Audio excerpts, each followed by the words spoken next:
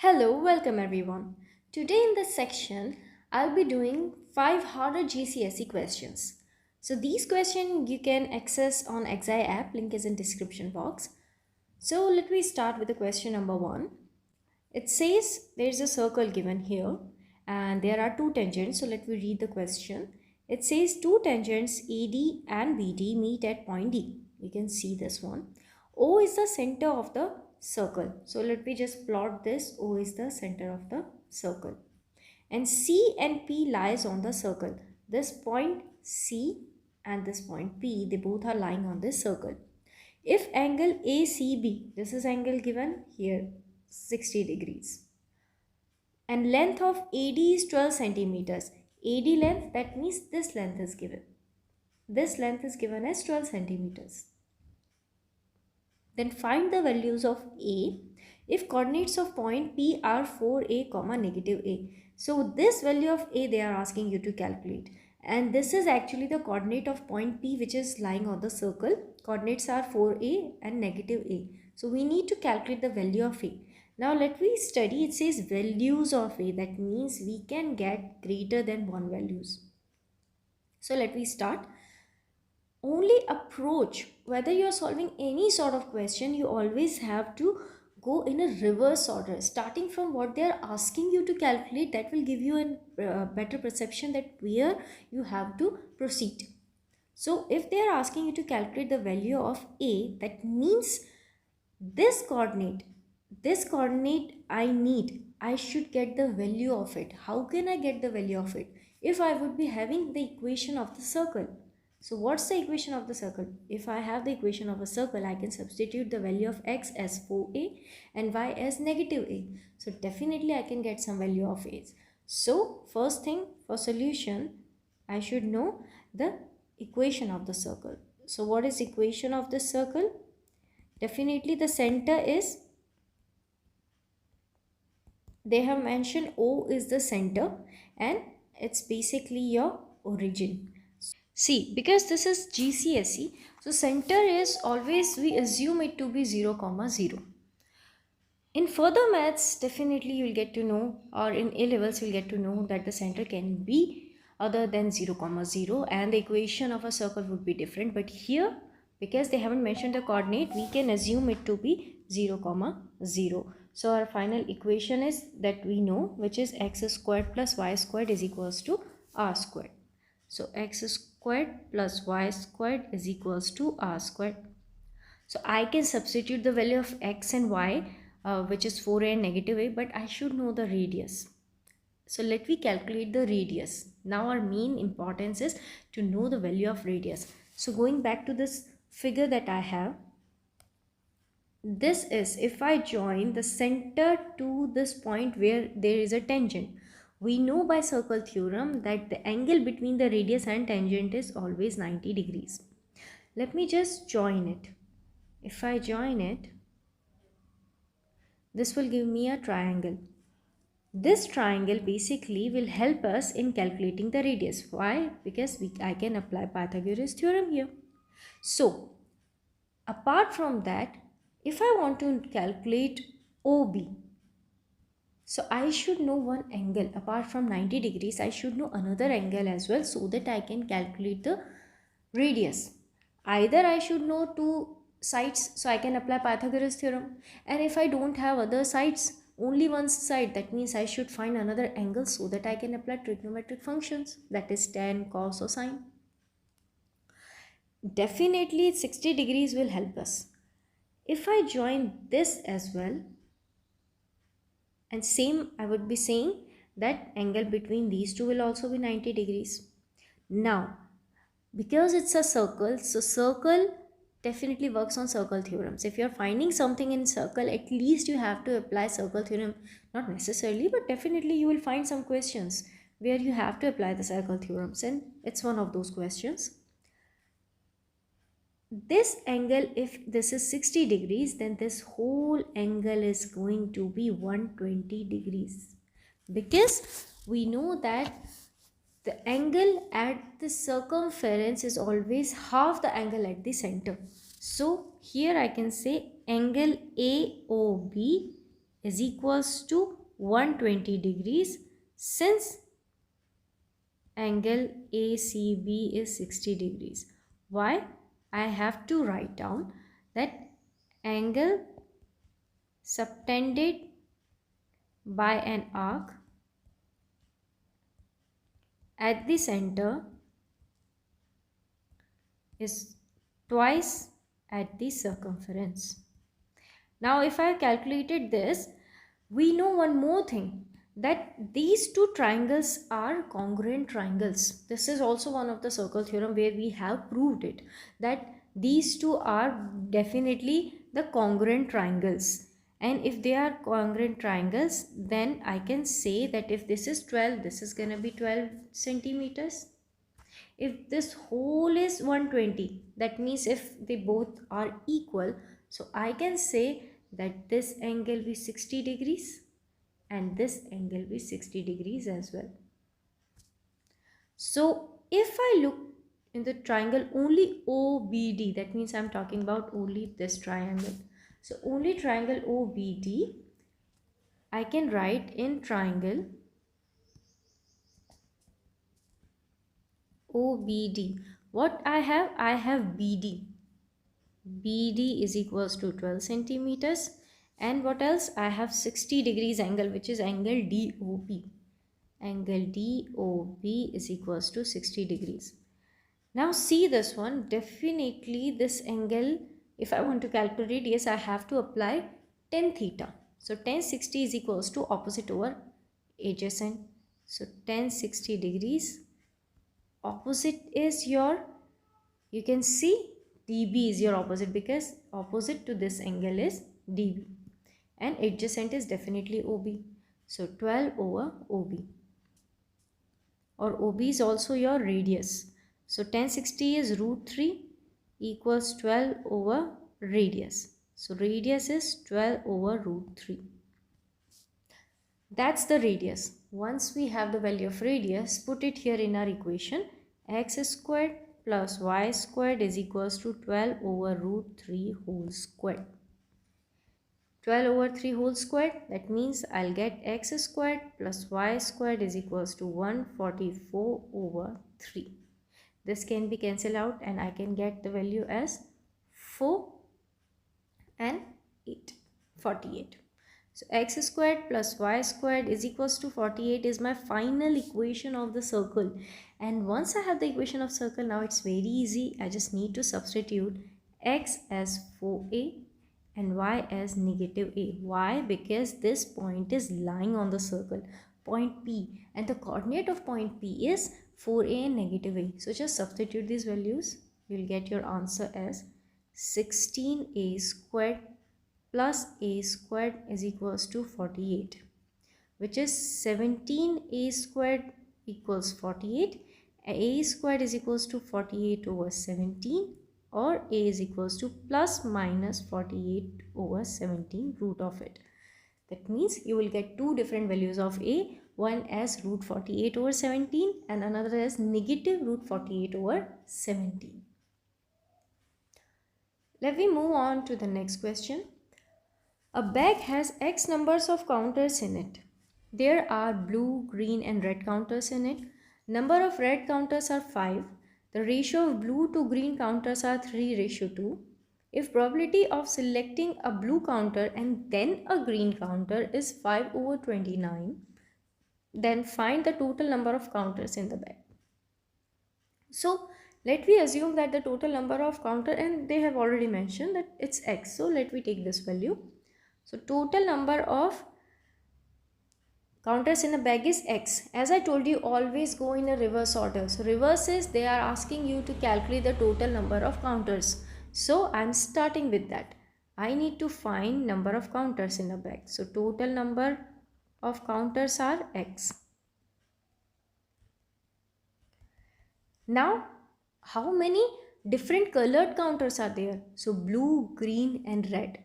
So I should know one thing, that when I add blue counter plus green counter plus red counter, that will be equals to X. Obviously, because these are three colored counters, if you add them up, you will get the total number of counters. But to get the value, I should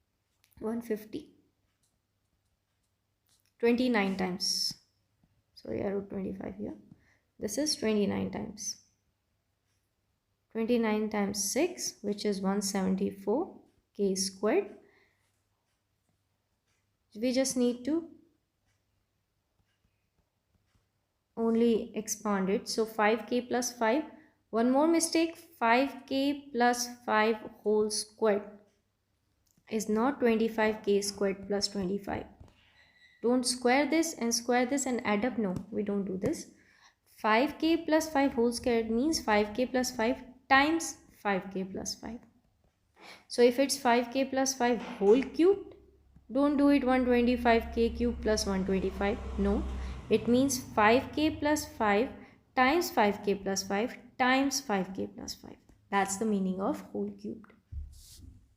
So now if you expand this one, you'll get your answer as 25k squared plus 25 plus 50k minus 5k, because it's inside the bracket, so this will be minus 5.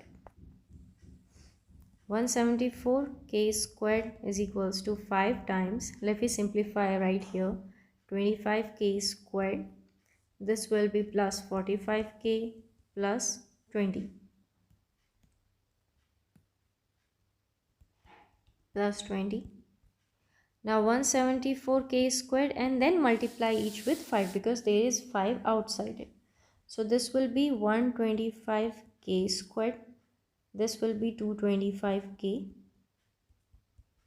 And this will be 100. Now bring every number on right hand side so that we can have a quadratic equation. So 174k squared minus 125k squared minus 225k minus 100 equals 0. I just replaced every on left hand side so that I can solve quadratic equation. This will be, finally you just simplify 174 minus 125, that is 49k squared minus 225k minus 100 equals 0. Now let me apply directly quadratic formula, which is minus b plus minus root b squared minus 4ac by 2a. So minus b, that is 225, because 225 is already negative. So negative negative becomes positive, plus minus root b squared 225 whole squared or negative 225 whole squared minus 4 times a is 49 and c is negative 100 over 2a, that is 2 times 49. So on solving, you'll get 225. Square of 225 is 50625. And then you need to add 4 into 49 into 100. You'll get 70225. So it is 225 plus minus root of 70225 over. This will be 98. Now only thing is we just need to see whether we can get 70225 as a perfect square, and which is 265. So 225 plus 265 over 98. This is plus minus. So one value of k I'll get as 225 plus 265 divided by 98. That will give me 5 as my answer. K1 is 5. Second is, well, I need not to solve it, but still let me show you why I don't have to solve it, because it's going to give you a negative value. K2 is negative 40 over 98. Negative cannot be a number of ball, right? So that's why we are just neglecting this value of k and accepting the only value of k as 5. If value of k is 5, just put it here. We know x is equals to 5k plus 5. X is equals to 5k plus 5. So k is 5, that means it will give me 30 as my answer. So total number of balls in this, or total number of counters in this bag is 30. So this is how you have to solve this one. Moving on to the next question. It says in the given diagram, AC is 17 centimeters, DB is 9 centimeters, angle B is 44 degrees, angle BDC is 70, and also the ratio is given between two angles. Then you have to find the area of triangle ABC, and also you have to calculate the length of side DA. Now let me just mark it what is given in this question. B is 9 centimeter, this one is given as 9 centimeters. Angle B, that means this angle, is given as 44 degrees. Angle BDC, DC, that means this one. This angle is given as 70 degrees. So, and also the ratio of angle BCD to angle DCA, that means angle BCD is this one, and angle DCA, which is this one. They both are given as 3:1. Now what is given as you have to calculate the area of whole triangle ABC.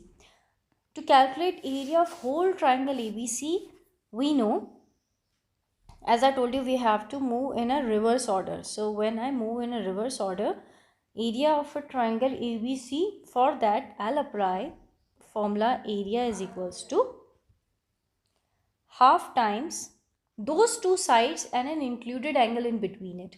So side AC is already given, so I'll definitely pick AC side. And which side I can pick? Either I can pick BA and an angle included it, or I can pick BC and an included angle. Obviously it would be better if I pick BC one, because I have info of this whole angle, their ratio is given, so I have a better info of it. So pick that one. So I say multiplied by BC into sine of angle C. This is formula to calculate area of a triangle. Area of a triangle depends which two sides you are selecting. So half times multiplication of two sides and an included angle between it. Sine of angle included, that is in between it. So it changes, the formula changes. It's not necessary it's always half times AB multiplied by sine C or something like that. You need to look out the two sides and sine of angle between them. Now half AC. AC is already given, which is 17. Sine of angle C we don't know, and BC we don't know as well. So that means it give me a direction that okay, I have to calculate angle C as well as I have to calculate side BC. So let me see how can we calculate angle, because calculating angle is much more simpler. We have a better info of it. So only if I look the triangle BDC. So in triangle BDC, see this one, the smaller one, triangle BDC, two angles are already given in this triangle. So third angle is very easy because I'll apply the angle sum property. So I can say 44 plus 70 degrees plus angle BCD is equals to 180 degrees by angle sum property or triangle property, which says that sum of all the angles of a triangle equals 180 degrees. So from here I can say angle BCD is equals to 66 degrees. If this is 66 degrees, one more thing given as angle BCD and angle DCA, their ratio. That means angle BCD over angle DCA is equals to 3/1. Angle BCD is 66. Angle DCA is equals to 3/1. On solving, I'll get angle DCA as 22 degrees. So now this angle is 66 degrees and this angle is 22 degrees. So total angle will be 88 degrees. So in area of a triangle, we need sine C, and sine C is what? Sine C, or we can say angle C is equals to angle BCD plus angle DCA, which is 88 degrees. So now we know angle CB 88 degrees. We have this one as well. Only the needed is the side BC. So going back to that smaller triangle, which is DBC, and let me see how can I calculate the side BC. So I can apply sine rule. So sine rule says sine of angle C, this one, right? Because DB is known to us. So I can say DB over Which angle I will select? That is opposite to DB. So DB, look at that. DB we know. An angle that is opposite to it. Which angle is opposite to it? BCD. And that we have calculated, just calculated as 66 degrees. So I can say DB over sine of angle 66. And DB is what? 9 centimeters. So I am applying sine rule. Is equals to. Which side I will select? Because I need to calculate BC. So BC and angle opposite to it is 70 degrees. So I will write BC over sine of angle 70. Need not to write the third ratio because that's of no use. Whenever we solve, we need only two ratios. So there is no point of writing the third one. Just for you can say formality, you can write there, but definitely it's of no use. So what am I applying? I'm applying sine rule.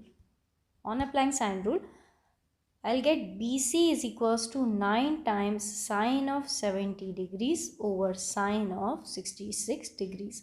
And that will give me the length BC. 9.257, or up to 2 decimal place we can write it as 9.26 centimeters. So we have the length BC as well. Now it's very easy for us to calculate the area of a triangle.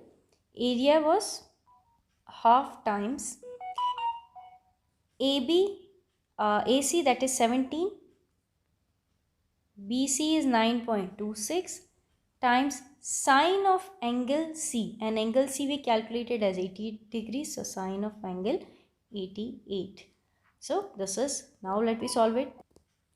So this will be 78.66 centimeters squared. This is the final answer. Let me do part B. Part B says we have to calculate the length of side DA. DA is where? Here. Now only focus on this lower triangle, which is triangle DAC, this one. It's very easy. You can calculate this one. It depends which you want. Either you can apply sine rule or you can apply cosine rule.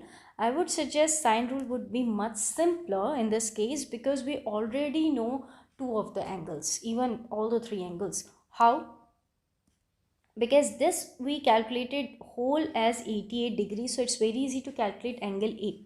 Now I'm applying triangle angle sum property in BAC. So on applying triangle sum property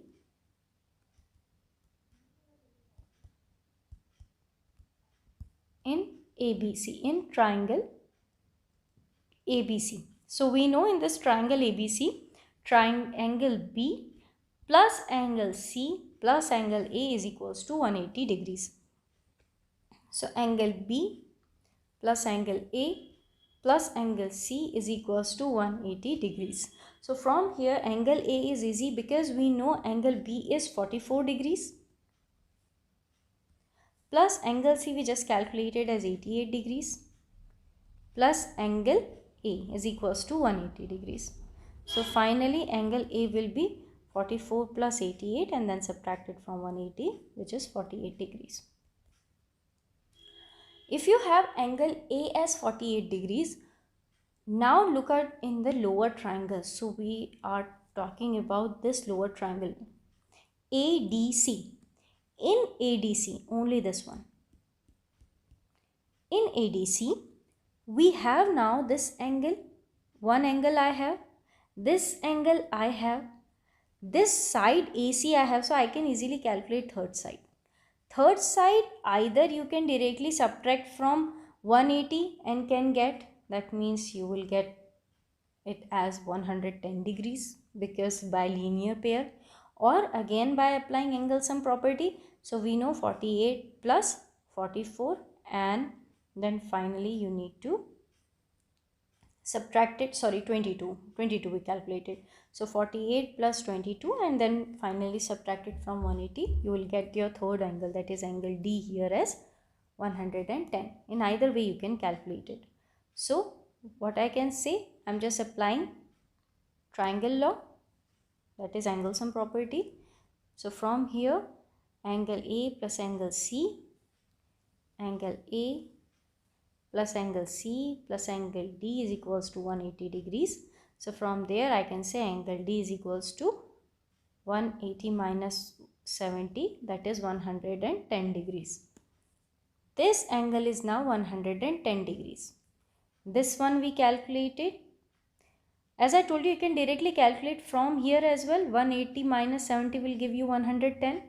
Or we have calculated this angle which is 48. This angle which is 22. So you will get third angle as 110 degrees.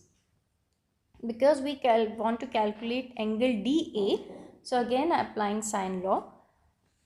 AC over sine of angle opposite to it, which is 110. This is why it was important for us to know the angle D. So I can say on applying sine rule,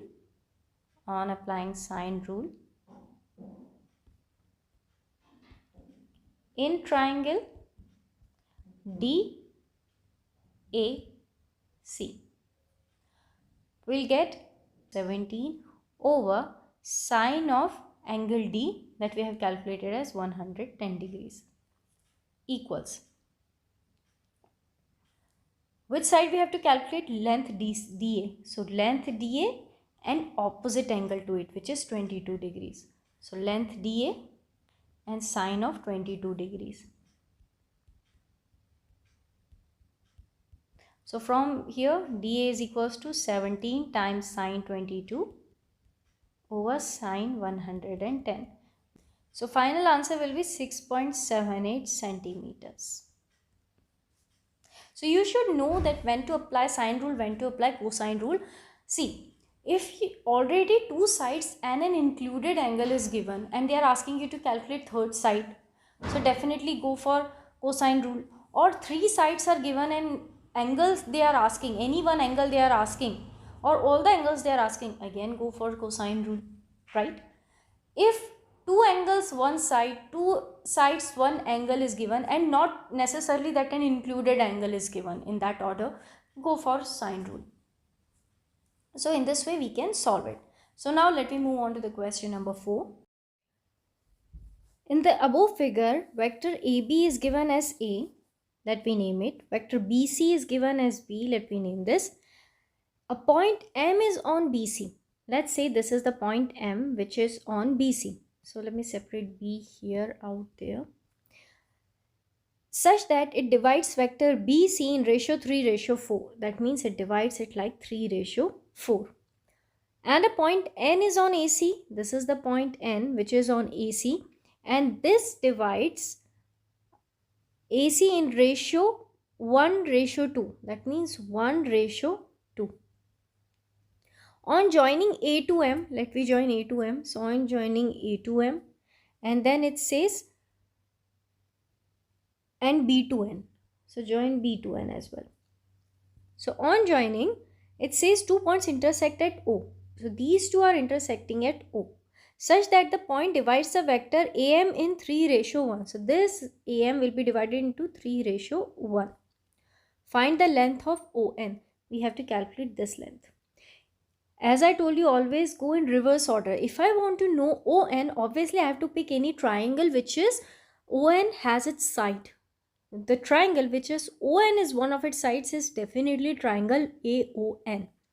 So I'm writing solution here and I'm taking triangle AON. In triangle AON, let me apply the triangle law, which is A to O. This is this direction. They are asking O to N and A to C is already given. That means A to N will be in this direction. So the two which are following each other are AO and ON. So I can write vector AO. I assume you know the basics of vector. So vector AO plus vector ON is equals to vector AN. Because two that are following the same path are, we need to add them up, whereas the opposite is equals to them. So vector is what? Which shows the direction. So those are in the same direction will be positive and those that are in opposite direction will be negative. So this is AO plus ON is equals to AN. Now the important thing is, if we want to calculate ON, just rearrange it. It will be vector A2N minus vector A2O. We need to know what is AN and what is AO. So let's see AN. How can I calculate AN? It's very simple, because I can calculate AC. And for calculation of AC, I have to take the bigger triangle. The bigger triangle is ABC. Let me apply the triangle law here.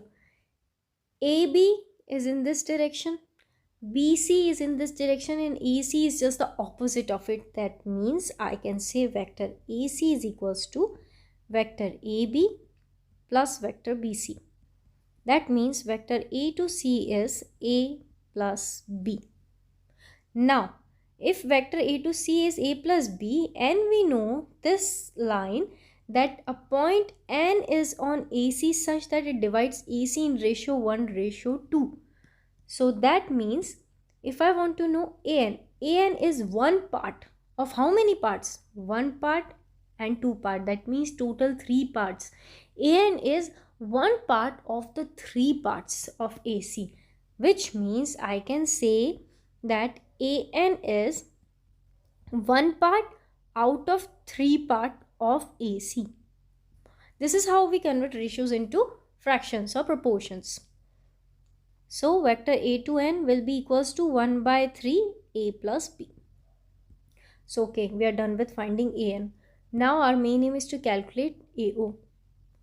So where is AO? Here it is AO. This one is AO. And they have also mentioned that O is a point that is dividing AM in ratio 3:1, which suggests me that I have to calculate AM.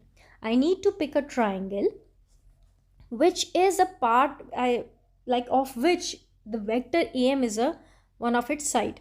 I can pick any triangle. You can clearly see this triangle has its sides AM.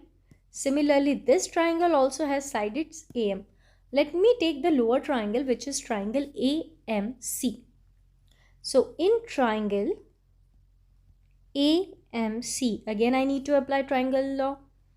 So A to M is this direction, M to C is this direction, and AC is just opposite of it, because these two are following each other and AC is just opposite of it. So I can say that A to M plus M to C plus M to C is equals to vector A to C. Vector A to C is A plus B, and MC is what?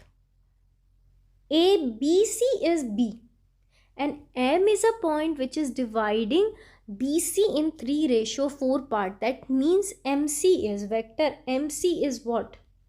4 part out of 4 plus 3 part, because there are 7 parts. So MC is 4th part divided by 7 out of 7 of BC. This is MC, the part of BC, that is 4/7 of BC. So I can say MC is 4/7 BC. MC is 4/7 BC, and vector BC is just B plus A to M. From here, vector A to M is equals to A plus B minus 4/7B, or A plus 3/7B. This is vector A to M. We have calculated vector A to M. Now AO is what? We have this A to M. We are done with finding A to M. We know O is the point that is dividing it into ratio 3:1. So AO is 3 out of 3 plus 1, that is 4 of AM. So AO is 3/4 of AM. So I can say AO is 3/4 of AM. So AO is finally 3/4 of A plus 3/7B, which is 3/4A plus 9/28B. This is A to O. So now final is, I know this is ON is AN minus AO. AN is 1/3 A plus B. and ON is equals to minus AO. This is minus AO is 3 by 4A plus 9 by 28B. On further simplifying, I'll get A by 3 plus B by 3 minus 3 by 4A plus 9 by 28B. Adding A's and A together, B's and B's together, I'll get my answer as minus 5A by 12, because I need to take LCM of it. LCM is going to be 84 multiplication of both, and it will be 55B. This is final answer of O2N.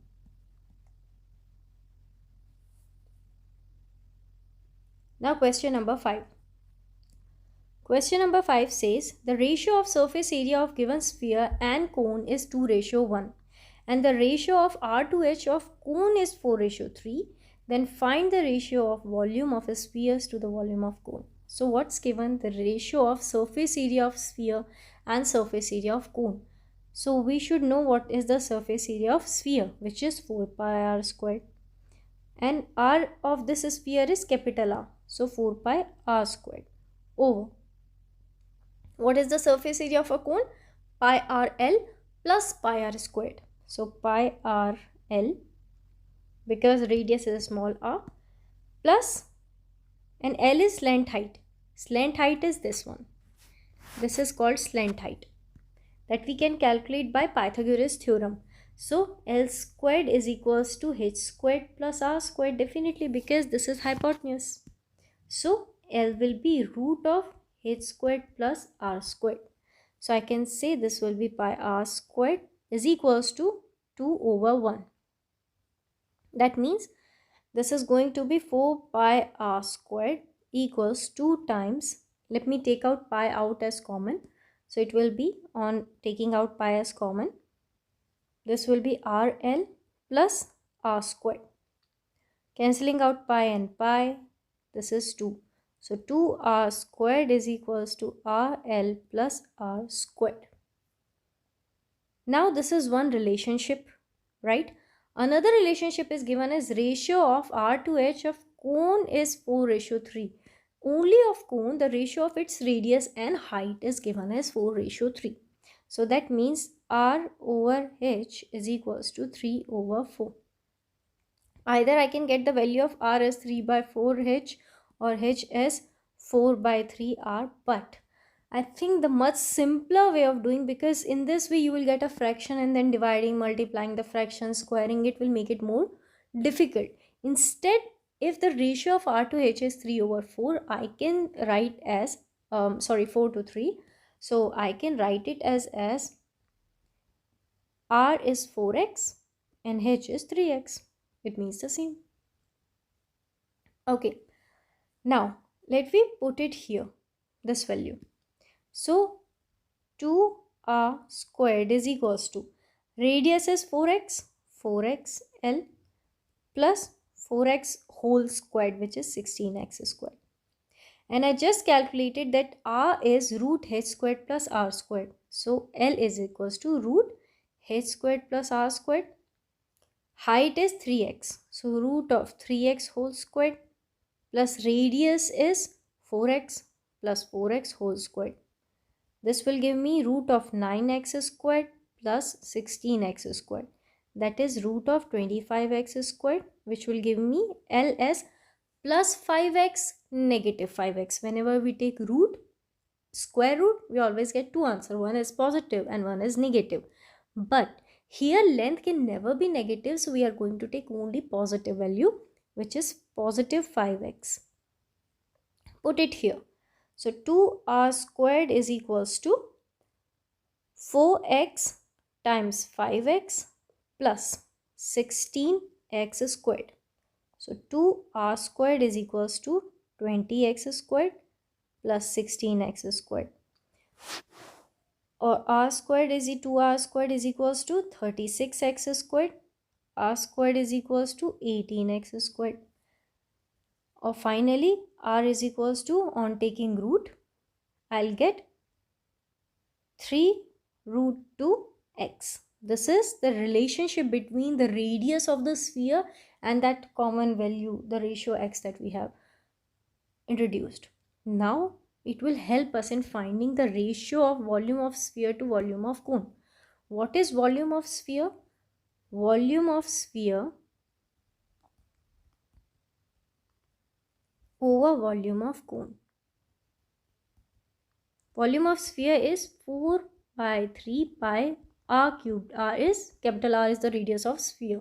Whereas for volume, it will be 1 by 3 pi r squared h. Always remember that for the same radius and height, the cone is always 1/3 the volume of cylinder.